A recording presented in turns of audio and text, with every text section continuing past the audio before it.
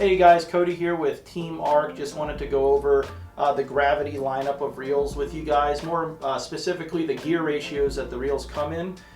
We make them in a 5:4:1, a 6:4:1, a 7:1, and an 8:1, and I just wanted to go over kind of what presentations I utilize each gear ratio for. So traditionally the 5:4:1, this is your winch. This is going to have the most torque. So anything that you're making long casts and bringing back to the boat that have a lot of drag, like a deep running crankbait, even a big bladed spinnerbait, that's what I like to use the low gear ratio for. Moving up to the 6:4:1, most of the time when I'm using a bladed jig, this is a great gear ratio, as well as a lipless crankbait, a rattle trap, things like that. This is what I like to throw it on. Again, what you gain in speed, you lose in torque. So this is kind of your middle of the road between a high speed and a low speed reel.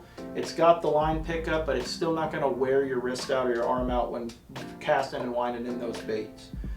Moving on to the 7:1, this is what I consider a high speed reel, but it's on the lower end of that, but you still got a good amount of power behind the handle.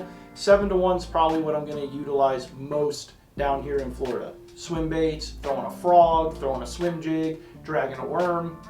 That's what I traditionally use for a 7:1.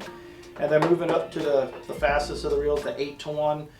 This has a lot of line pickup. So when I'm making really long casts with a top water, like a pencil popper style bait, where I'm really working the bait quick and need that high line pickup, that's where I'm going to throw this. As well as if I'm ever flipping any thick hyacinth mats or flipping grass, when I set the hook, I want to be able to turn the handle quick and get that line pickup.